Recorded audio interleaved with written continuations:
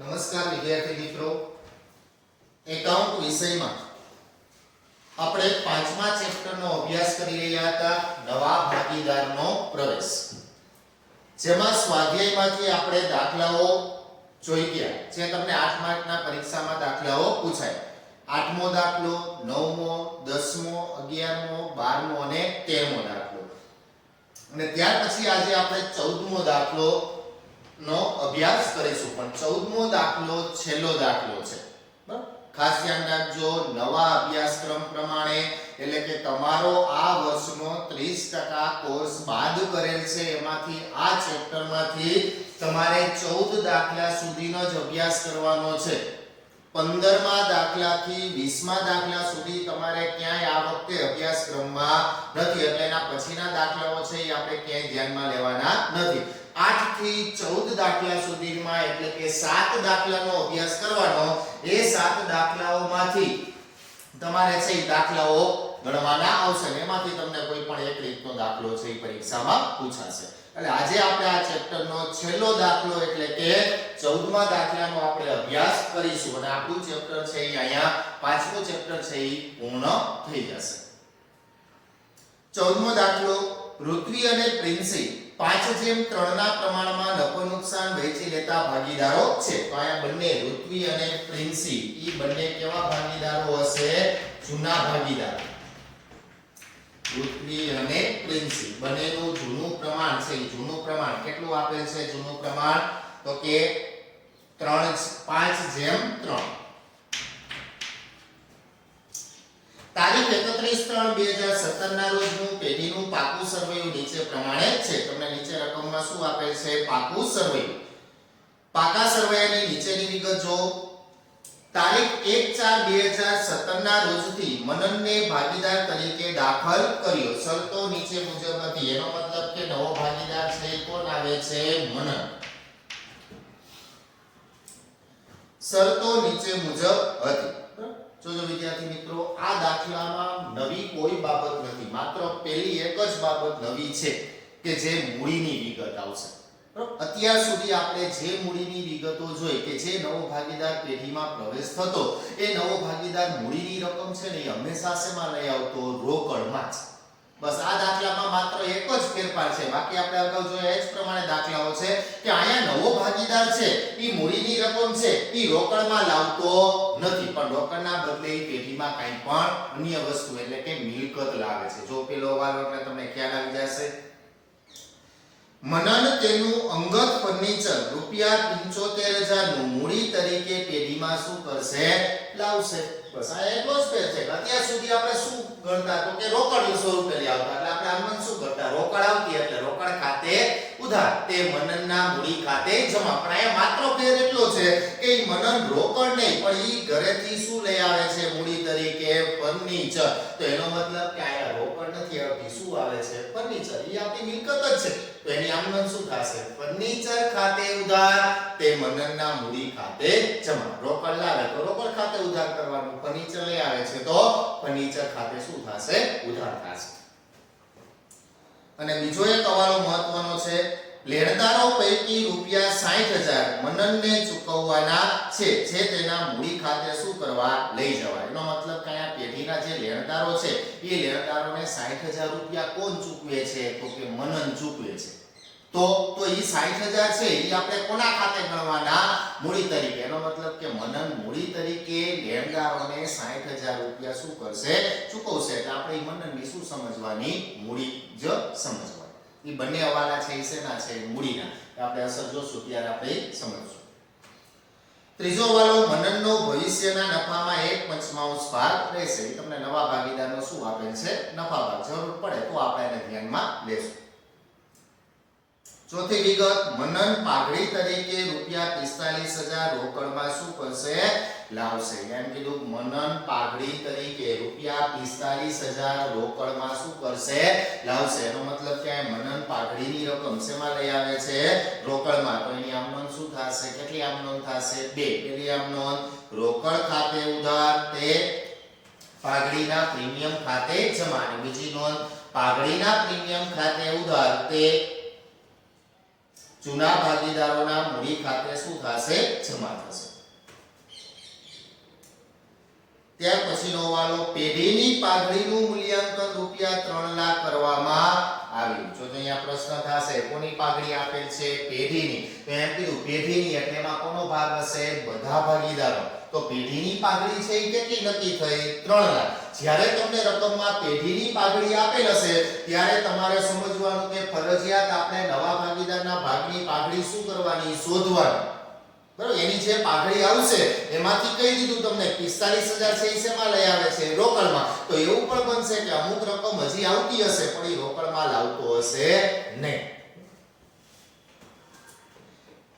છઠ્ઠો હવાલો ઉધાર ખરીદીના રૂપિયા 15000 લેણદારો ખાતે અને ખરીદ ખાતે નોંધવાના શું છે? બાકી છે. એનો મતલબ કે પેઢીએ ઉધાર માલની શું કરી? ખરીદી કરી પણ હજી એની ચોપડે ક્યાંય નોંધ કરેલ નથી. તો આપણે ચોપડે એની નોંધ કરશું તો આપણા લેણદારોમાં શું થાય? વધારો. જો ઉધાર ખરીદી લેણદારો એટલે જેના પાસેથી આપણે માલ લઈ છીએ પણ હજી એને પૈસા ચૂકવતા નથી તો આપણા લેણદારોમાં શું થશે? વધારો. એને એક અસર પાકા સરવૈયામાં લેણદારો આપેલ હશે એમાં ટીક કરજો. અને બીજું આપણે એને 15000 ચૂકવશું તો પેઢીને એટલું શું થશે? નુકસાન થશે. આ માલનો સમાવેશ આખર સ્ટોકમાં થયેલ છે. ન કીધું તો આપણે શેમાં ગણવાનો હોય? આખર સ્ટોક. સાતમો હવાલો રૂપિયા 45000 ના સ્ટોકની બજાર કિંમત રૂપિયા 36000 છે. સ્ટોક આપેલ હશે એમાં ટીક કરો સ્ટોકમાં.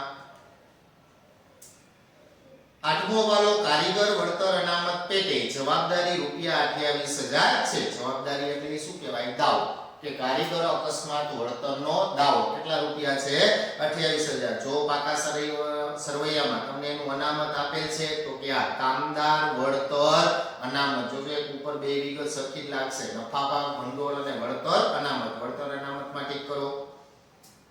નવમો હવાલો રોકાણો પર મળવાનું બાકી વ્યાજ રૂપિયા 24000 નોંધવાનું બાકી છે. તો મળવાનું બાકી એની ક્યાંય અસર આપવાની નથી. આપણે એની સીધી અસર ખાતામાં નોંધી લેશું. પ્રવેશ બાદનું પાકું સરવૈયું તૈયાર કરો. તો આપણે અહીંયા બધા ખાતાઓ તૈયાર કરશું. પુનઃમૂલ્યાંકન ખાતું, મૂડી ખાતું, રોકડ ખાતું અને પાકું સરવૈયું. હવે પાકા સરવૈયામાં જો તમને મૂડી દેવા બાજુ પહેલી વિગત ભાગીદારોના શું આપેલા છે? ચાલુ ખાતા. અગાઉ પણ દાખલામાં આવી ગયું ત્યારે પણ મેં નોંધ લખવાનું કીધું હતું. જ્યારે તમને પાકા સરવૈયામાં મૂડી ખાતા તો દરેક દાખલામાં આપેલા જ હશે એના વગરનો કોઈ દાખલો હોય નહીં. પણ જ્યારે તમને મૂડી ખાતાની સાથે સાથે ચાલુ ખાતા આપેલા હોય ત્યારે આપણે મૂડી ખાતાને બદલે કયું ખાતું તૈયાર કરવાનું? ચાલુ ખાતા. બરાબર? ચાલુ ખાતાની બાકી એક હોય ત્યારે આપણે મૂડી ખાતાને બદલે કયું ખાતું તૈયાર કરવાનું? ચાલુ ખાતું. હવે જ્યારે ચાલુ ખાતું તૈયાર કરો છો ત્યારે તો કે જે ભાગીદારની વિગતો આપણે મૂડી ખાતામાં લખતા એ બધી વિગતો શેમાં નોંધવાની? ચાલુ ખાતા. પણ એમાં તમે એક વિગત નોંધી શકો નહીં. કઈ વિગત? તો કે ભાગીદારોની મૂડી. તો મૂડી ક્યાં નોંધવી? તો કે જ્યારે આપણે ચાલુ ખાતા તૈયાર કરેલ હોય ત્યારે ભાગીદારોની મૂડી છે એ સીધી ક્યાં નોંધવાની? પાકા સરવૈયામાં. કઈ બાજુ નોંધ કરવાની? મૂડી દેવા બાજુ. હવે આપણે દાખલાની શરૂઆત કરશું. મૂડી દેવા બાજુથી પાકા સરવૈયાની પહેલા વિગતો લખી. એમાં પહેલી વિગત શું આપેલ છે? કારીગર કામદાર નફા ભાગ ભંડોળ. જો એ બંને વિગતો એવી છે લાગશે એક જ સરખી તમને પણ એ બંને વચ્ચે તફાવત આવશે. બરાબર? કામદાર નફા ભાગ ભંડોળ અગાઉ ચોથા ચેપ્ટરમાં એની તમને નોંધ લખાવેલ હશે. નફા ભાગ ભંડોળ છે ને એ પેઢીનું શું કહેવાય? દેવું કહેવાય. અને વળતર અનામત છે ને એ ભાગીદારોએ રાખેલ એક પ્રકારની અનામત કહેવાય. તો કામદાર નફા ભાગ ભંડોળ એ પેઢીનું શું કહેવાય? દેવું. દેવું છે એટલે ક્યાં આવશે? મૂડી દેવા બાજુ કામદાર નફા ભાગ ભંડોળ. દેવું છે એટલે ક્યાં નોંધ કરવાની? મૂડી દેવા બાજુ. કેટલી રકમ આપેલ છે એની? 30000. ત્યાર પછીની વિગત લેણદારો. લેણદારો એ પેઢીનું શું કહેવાય? દેવું. દેવું છે એટલે ક્યાં આવશે? મૂડી દેવા બાજુ લેણદારો. કેટલી રકમ છે? 1,20,000. એમાં હવાલો છે એટલે આપણે રકમ અત્યારે ક્યાં રાખશું? અંદરના કોલમમાં. ત્યાર પછી કામદાર વળતર અનામત. બરાબર? વળતર અનામત. અનામતની રકમ કોની હોય? તો કે ભાગીદારોની. પણ જો એમાં તમને હવાલો આપેલ છે તો ક્યાં? તો આપણે ક્યારે ધ્યાનમાં લેશું? હવાલો આવે ત્યારે. જો એમાં હવાલો ન હોય તો આપણે બધું અનામત છે એ જૂના ભાગીદારો વચ્ચે જૂના પ્રમાણમાં શું કરી દે છે. ત્યાર પછીની વિગત ચાલુ ખાતા. તો ચાલુ ખાતાની નોંધ શેમાં કરશું આપણે? તો કે ચાલુ ખાતામાં. કઈ બાજુ આપેલ છે? જમા બાજુ. તો આપણે જમા બાજુ લખવાનું, વિગત શું લખવાની? બાકી આગળ લાવ્યા. પૃથ્વીની રકમ કેટલી છે? 1,50,000. અને પ્રિન્સીની રકમ 1,95,000 છે. મનનની રકમ અહીંયા કઈ આપેલ નથી. ત્યાર પછીની વિગત મૂડી ખાતા. બરાબર, અહીંયા આપણે શું તૈયાર કરેલ છે? ચાલુ ખાતું. બસ ભાગીદારની બધી વિગતો ચાલુ ખાતામાં જ નોંધવાની. પણ જ્યારે ચાલુ ખાતા હોય ત્યારે મૂડી ક્યાં લખવાની? સીધી પાકા સરવૈયામાં જેમ આપેલ છે તેમ જ. તો અહીંયા ભાગીદારોની મૂડી કે કોની મૂડી આપેલ છે? પૃથ્વીની. પૃથ્વીની મૂડી કેટલી છે? એમાં 1,20,000. ત્યાર પછી પ્રિન્સીની મૂડી કેટલી આપેલ છે? પ્રિન્સીની મૂડી 90,000. પણ હજી આપણે એને બહાર લખી શકશું નહીં, કારણ કે હજી એમાં આપણે કોની મૂડી ઉમેરવી પડશે? મનનની. ત્રણેયની મૂડી આવી જાય પછી આપણે ટોટલ છે એ ક્યાં લખશું? બહારના કોલમમાં. હવે મૂડી દેવા બાજુની વિગતો પૂરી. મિલકત લેણા બાજુ જો પહેલી વિગત શું આપેલ છે? બેંક. બેંકની મિલકત છે પણ આપણે એની નોંધ ક્યાં કરવાની? રોકડ બેંક ખાતામાં. કઈ બાજુ આવશે? ઉધાર બાજુ. એ વિગત શું લખવાની? બાકી આગળ લાવ્યા. બેંકની રકમ કેટલી આપેલ છે? 60,000. ત્યાર પછીની વિગત દેવાદારો. દેવાદારોની પેઢીનું શું કહેવાય? લેણું. લેણું છે એટલે ક્યાં આવશે? મિલકત લેણા બાજુ દેવાદારો. કેટલી રકમ છે? 90,000. એમાં કોઈ હવાલો નથી એટલે રકમ બહારના કોલમમાં. ત્યાર પછી સ્ટોક. સ્ટોક એ પેઢીની શું કહેવાય? મિલકત. મિલકત છે એટલે મિલકત લેણા બાજુ સ્ટોક. કેટલી રકમ આપેલ છે? 60,000. એમાં હવાલો છે એટલે રકમ અંદરના કોલમમાં. ત્યાર પછીની વિગત મકાન. મકાનની પેઢીની શું કહેવાય? મિલકત. મિલકત છે એટલે મિલકત લેણા બાજુ મકાન. કેટલી રકમ આપેલ છે મકાનની? 4,50,000. એમાં પણ હવાલો નથી એટલે રકમ સીધી બહારના કોલમમાં 4,50,000. ત્યાર પછીની વિગત રોકાણો. રોકાણની પેઢીની શું કહેવાય? મિલકત. મિલકત છે એટલે ક્યાં આવશે? મિલકત લેણા બાજુ રોકાણો. કેટલી રકમ આપેલ છે? 1,05,000. એમાં પણ હવાલો નથી એટલે રકમ બહારના કોલમમાં 1,05,000. હવે પાકા સરવૈયાની બધી વિગતો છે એ પૂરી. હવાલામાં જો સૌથી મહત્વના પહેલા બે હવાલા. પહેલો હવાલો મનન તેનું અંગત ફર્નિચર ₹75,000 નું મૂડી તરીકે પેઢીમાં શું કરશે? લાવશે. એમ કીધું નવો ભાગીદાર છે એ મૂડી પેટે શું લઈ આવે છે? ફર્નિચર. તો એની આમરણ શું થશે? ફર્નિચર પેઢીમાં શું થશે? આવશે. એટલે કે ફર્નિચર ખાતે ઉધાર. કોણ લઈ આવે છે? મનન. તો તે મનનના મૂડી ખાતે જમા. કેટલી રકમનું ફર્નિચર છે? 75,000. આમ નોંધ લેખા પછી એની ખાતામાં શું કરવાની? નોંધ. કેટલી અસર થશે? 2. પહેલી અસર ફર્નિચર ખાતે. પણ આપણે કે ફર્નિચર ખાતું તૈયાર કરતા નથી તો શબ્દ વિચારો. ફર્નિચરની પેઢીની શું કહેવાય? મિલકત. મિલકત છે તો ક્યાં આવશે? મિલકત લેણા બાજુ. જો અહીંયા તમને કોઈ ફર્નિચર આપેલો તો આપણે એમાં શું કરી દે? પ્લસ વધારો. પણ અહીંયા કોઈ ફર્નિચર આપેલ નથી તો આપણે અલગથી નોંધ કરવાની. ફર્નિચર આ મૂડી તરીકે લેવાનું. કેટલાનું ફર્નિચર છે? 75,000. બીજી અસર તો કે મનનના મૂડી ખાતે. એટલે શેમાં નોંધ કરશું? મૂડી ખાતામાં. શું થયું? મૂડી ખાતે જમા. એટલે કઈ બાજુ લખશું? જમા બાજુ. અહીંયા વિગત શું લખવાની? ફર્નિચર ખાતે. કેટલા રૂપિયાનું ફર્નિચર છે? 75,000. ચોલો આપણે દર વખતે શું કરતા? રોકડ આવતી એટલે આપણે રોકડ ખાતામાં કઈ બાજુ લખતા? ઉધાર બાજુ. અહીંયા રોકડ નથી લઈ આવતો પણ શું લઈ આવે છે? ફર્નિચર. તો ફર્નિચર પેઢીની શું કહેવાય? મિલકત. એટલે એક અસર મિલકત લેણા બાજુ. બીજું મૂડી તરીકે ક્યાં આવશે? મૂડી એ મૂડી તરીકે છે એ આપણે એને નોંધી શકશું નહીં. શા માટે? કારણ કે આ મૂડી ખાતું નથી. શું તૈયાર કરેલ છે આપણે? ચાલુ ખાતું. તો અહીંયા આપણે ભાગીદારની જે મૂડી છે મનનની ઈ મૂડીની નોંધ આપણે ક્યાં કરવી પડશે? પાકા સરવૈયા. તો ચાલુ ખાતું છે એટલે આપણે એમાં મૂડી નોંધવાની નથી તો મૂડી સીધી ક્યાં નોંધવાની? પાકા સરવૈયા. તો અહીંયા મનનની મૂડી કેટલી છે? 75,000. તો અહીંયા રકમ છે કેટલી આવશે? 75,000. હજી મેં અહીંયા અંદર લખેલ છે શા માટે એમના આપણે બીજો હવાલો જોશું એટલે આપણે ખ્યાલ આવી જશે. જો અહીંયા મૂડી ખાતું હોત તો આપણે ક્યાં લખત? મૂડી ખાતામાં. અહીં મૂડી ખાતું નથી તો આપણે ચાલુ ખાતું છે તો મૂડી સીધી ક્યાં નોંધવાની? પાકા સરવૈયા. બીજો હવાલો જો એટલે તમને ખ્યાલ આવશે. લેણદારો પૈકી રૂપિયા 60,000 મનનને ચૂકવવાના છે. તો પેઢીમાં લેણદારો છે કેટલા? તો કે 1,20,000. હવે એમાંથી શું કીધું? તો કે લેણદારો પૈકી 60,000 લેણદારો છે એ કોણ ચૂકવશે? મનન. એનો મતલબ કે આપણે લેણદારો ચૂકવવાના કેટલા છે? 1,20,000. એમાંથી 60,000 કોણ ચૂકવશે? મનન. તો આપણે એમાંથી શું કરી દેવાના? બાદ. કેટલા ચૂકવશે મનન? 60,000. બાદ કરો એટલે હવે એની રકમ કેટલી આવશે? 60,000. રકમ અંદર એટલા માટે રાખી કે હજી એમાં એક હવાલો છે એટલા માટે. તો પેઢીના જે લેણદારો 1,20,000 હતા એમાંથી 60 કોણ ચૂકવવાનું? 60,000. તો કે મનન. જો આટલો જ હવાલો કીધો તો પેઢીને આ 60,000 રૂપિયાનો શું થાય? ફાયદો થાય. એટલે મૂડી ખાતા કઈ બાજુ લખત? આપણે જમા બાજુ. પણ જો તમને આગળ શું કીધું? જે તેના મૂડી ખાતે લઈ ગયા, તો એનો મતલબ કે આ 60,000 છે એ પેઢી ફાયદા તરીકે નથી નોંધતી. કોના તરીકે નોંધવાનું? મૂડી તરીકે. તો આપણે આ 60,000 છે એ મનનની શું સમજવાની? મૂડી સમજવાની. તો અહીંયા મનનની મૂડી શું તૈયાર કરેલ છે? ચાલુ ખાતું. તો મૂડી સીધી ક્યાં લખશું? પાકા સરવાળામાં. તો જો મનનની 75,000 મૂડી તો હતી પ્લસ મનનની મૂડી કેટલી છે? 60,000. તો હવે બેનો સરવાળો કરો. 75,000 અને 60,000. તો મનનની છે એ કુલ મૂડી છે એ કેટલી થશે? તો કે 1,35,000. બસ આ દાખલામાં બીજું કઈ નવું છે નહીં. તો આ મનન છે એ 75,000 નું ફર્નિચર મૂડી તરીકે લાવે છે. બીજું 60,000 ના શું લઈ આવે છે? દેવાદારને ચૂકવે છે. એટલે મનનની મૂડી કુલ કેટલી થશે? 1,35,000. હવે ત્રણેયની મૂડીનો સરવાળો કરી નાખો એટલે મૂડીનો ટોટલ કેટલો થશે? 3,45,000. અહીંયા મૂડીની પ્રક્રિયા છે એ પૂરી. બસ દાખલામાં આ એક બાબત નવી છે. બાકી દાખલામાં બીજું કઈ નવું છે નહીં. ત્યાર પછીનો હવાલો જો.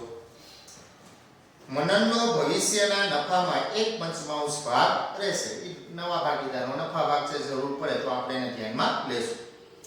મનન પાઘડી તરીકે રૂપિયા 45,000 શેમાં લાવશે? રોકડમાં લાવશે. તો એ નવો ભાગીદાર પાઘડીની રકમ રોકડમાં લાવશે તો એની બે નોંધમાંથી પહેલી નોંધ શું થશે? તો કે રોકડ ખાતે ઉધાર. તે પાઘડીના પ્રીમિયમ ખાતે જમા. કેટલા રૂપિયા લાવે છે? 45,000. જમાઈ કેટલા થશે? 45,000. એની બીજી નોંધ શું થશે? તો કે જે પાઘડી ખાતું જમા થયું છે એ શું કરવાનું? ઉધાર. એટલે કે પાઘડીના પ્રીમિયમ ખાતે ઉધાર. તે જૂના ભાગીદારોના એટલે કે ઋત્વીના મૂડીના બદલે આપણે શું લખશું? ચાલુ ખાતે. અને તે પ્રિન્સીના ચાલુ ખાતે. પાઘડીના પ્રીમિયમ ખાતે જેટલા જમા થયા હોય એટલા શું થશે? ઉધાર થશે. પણ એ 45,000 બંને ભાગીદારો વચ્ચે કયા પ્રમાણમાં વેચવાના? ત્યાગના પ્રમાણમાં. રકમમાં જો ક્યાંય તમને ત્યાગનું પ્રમાણ આપેલ છે તો કે નહીં. ત્યાગનું પ્રમાણ મેળવવા માટેનું સૂત્ર શું થશે? તો કે ભાગીદારોનું જૂનું પ્રમાણ માઈનસ નવું પ્રમાણ. તો રકમમાં જો તમને જૂનું પ્રમાણ આપેલ છે તો કે જૂનું પ્રમાણ આપેલ છે, પણ નવું પ્રમાણ જો કે આપેલ છે રકમમાં તો કે નવું પ્રમાણ આપેલ નથી. તો જ્યારે આપણે ત્યાગનું પ્રમાણ ન મળે ત્યારે આપણે ભાગીદારોનું ત્યાગનું પ્રમાણ કેવું ગણવાનું? તો કે જૂનું હોય એ જ કેવું ગણી લેવાનું? ત્યાગનું પ્રમાણ ગણી લેવાનું. તો અહીંયા આપણે 45,000 ને કયા પ્રમાણમાં વેચશું? 5/3 ના પ્રમાણમાં. તો 5/3 માં વેચો એટલે ઋત્વીના ભાગે આવશે 28,125 રૂપિયા. બરાબર. કેલ્ક્યુલેટરમાં ગણતરી કરજો એટલે ખ્યાલ આવશે. અને 16,875 રૂપિયા. આ પાઘડી રોકડમાં લાવે તેની પ્રક્રિયા. હવે એની અસર આપો. કેટલી અસર થશે? બે. એક અસર રોકડ ખાતામાં કઈ બાજુ આવશે? ઉધાર બાજુ. અહીંયા વિગત શું લખવાની? પાઘડીના પ્રીમિયમ ખાતે રકમ કેટલી લાવે છે? 45,000. બીજી અસર બંને ભાગીદારોના કયા ખાતે આવશે? ચાલુ ખાતે. તો ચાલુ ખાતામાં કઈ બાજુ આવશે? જમા બાજુ. અહીંયા વિગત શું લખવાની? પાઘડીના પ્રીમિયમ ખાતે રકમ છે તે ભાગીદારની ઋત્વીની રકમ તો કે 28,125 અને 16,875. આમાં કઈ નોંધ થશે નહીં. આ રોકડમાં લાવે ત્યાર પછીનો હવાલો જો. પેઢીની પાઘડીનું મૂલ્યાંકન રૂપિયા 3 લાખ કરવામાં આવ્યું.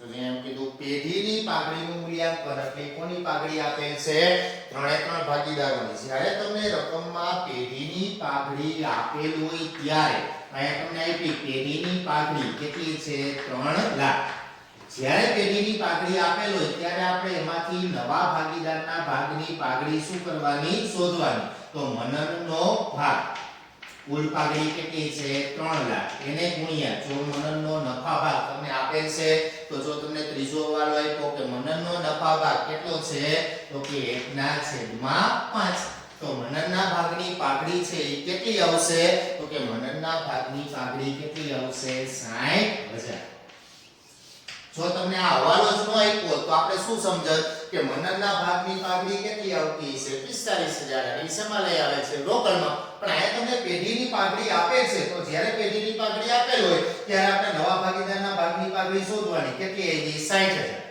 હવે તો કે આ 60000 એનો મતલબ કે મનને ખરેખર પાઘડી પેટે રકમ કેટલી લઈ આવવાની હતી 60000 એમાંથી પેઢીમાં રોકડમાં કેટલી લઈ આવે છે તો કે 45000 તો રોકડમાં લાવે કેટલી રોકડમાં લઈ આવે છે 45000 તો હજી એનો મતલબ કે લઈ આવવાના હતા 60000 એમાંથી 45 રોકડમાં લાવે છે બાદ કરી દો તો વધશે કેટલી 15000 એનો મતલબ કે 15000 પાઘડીની રકમ રોકડમાં લાવતો નથી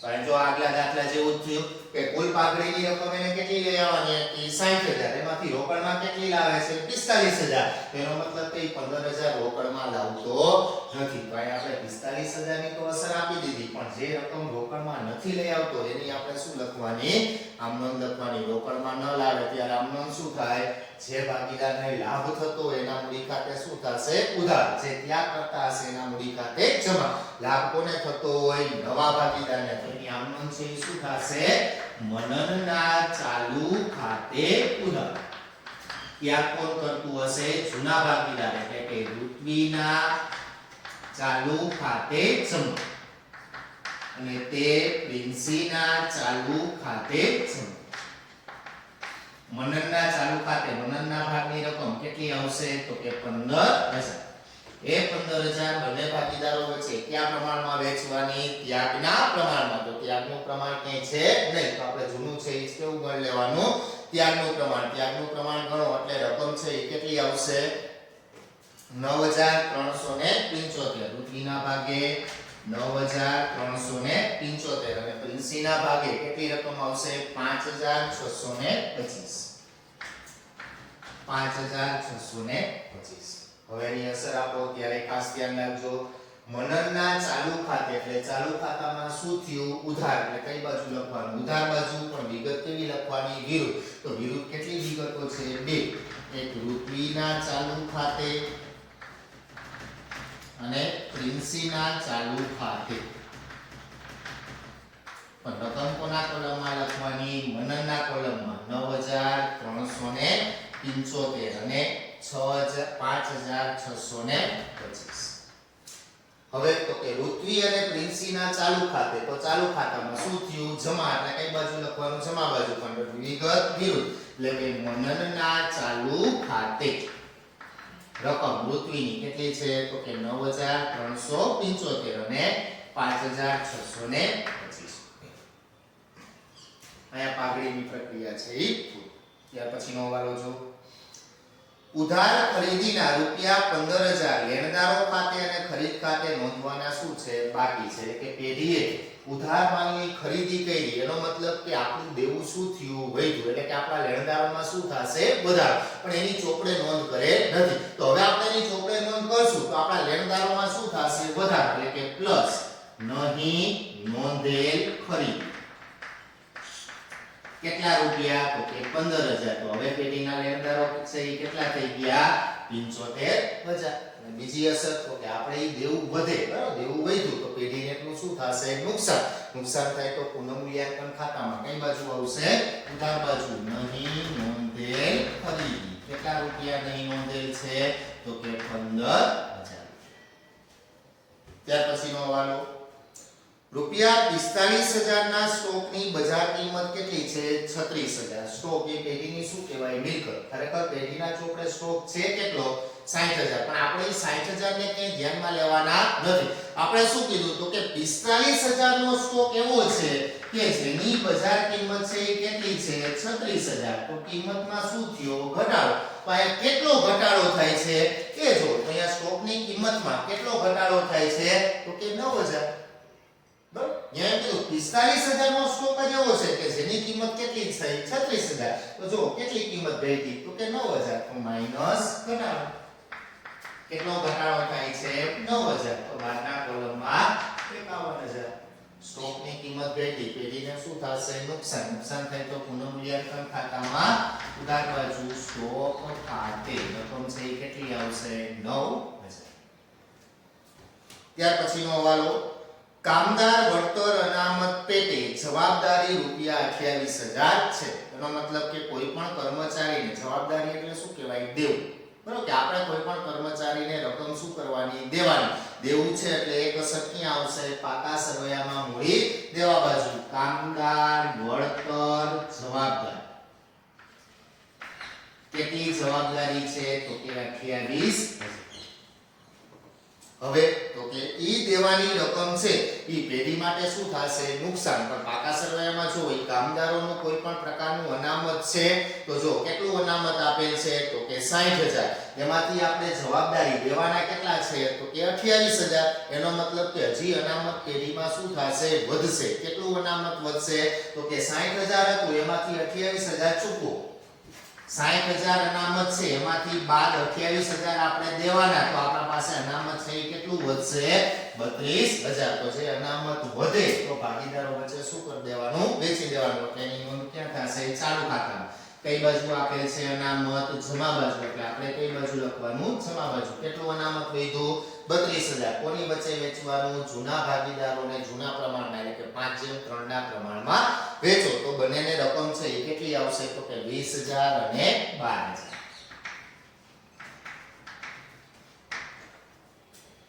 ત્યાર પછીનો વાલો રોકાણો પર મળવાનું બાકી વ્યાજ રૂપિયા 24000 નોંધવાનું બાકી છે મળવાનું બાકી એટલે પેઢીનું શું કહેવાય લેણું આપણે બીજા પાસેથી શું કરવાના લેવાના લેણું છે એટલે મિલકત લેણા બાજુ મળવાનું બાકી વ્યાજ કેટલા રૂપિયા 24000 એની બીજી અસર ક્યાં આવશે પુનઃમૂલ્યાંકન ખાતામાં મળવાનું બાકી છે તો પેઢીને શું થશે ફાયદો થાય એટલે જમા બાજુ મળવાનું બાકી વ્યાજ કેટલા રૂપિયા 24000 બસ આ દાખલાની ગણતરી છે એ પૂરી હવે બંધ કરો ત્યારે અગાઉની જેમ જ પુનઃમૂલ્યાંકન ખાતું બંધ કરવાનું ચાલુ ખાતું બંધ કરો ચાલુ ખાતું બંધ કરશો જે તફાવત આવશે એને ક્યાં લઈ જવાનું પાકા સરવૈયામાં લખી નાખવાનું ચાલુ ખાતું અહીં નીચે ત્રણેય ભાગીદારોના નામ જે મૂડી લખી એમ નીચે શું લખી નાખવાના ચાલુ ખાતા લખી નાખવાનું અને વિગત છેલ્લે ટોટલ અહીંયા આપણું આ ચેપ્ટર છે એ પૂર્ણ બરાબર પૂર્ણ એટલા માટે કારણ કે આ વર્ષે તમારો 30% કોર્સ જે બાદ કરેલ છે એ 30% કોર્સમાંથી આ ચેપ્ટરમાંથી માત્ર તમારે 14 દાખલા સુધી ગણતરી કરવાની છે 15મા દાખલાથી 20 દાખલા સુધી તમારે કોઈ દાખલા ગણવાના નથી એટલે આપણું અહીંયા ચેપ્ટર છે એ પૂરું તમારે પરીક્ષા બોર્ડની પરીક્ષા માટે ખાલી 8 થી 14 દાખલા સુધીનો અભ્યાસ કરવાનો થશે આની સાથે હું તમને હોમવર્કનો દાખલો મોકલીશ કે જે તમારે છે જાતે તૈયાર કરવાનો છે નમસ્કાર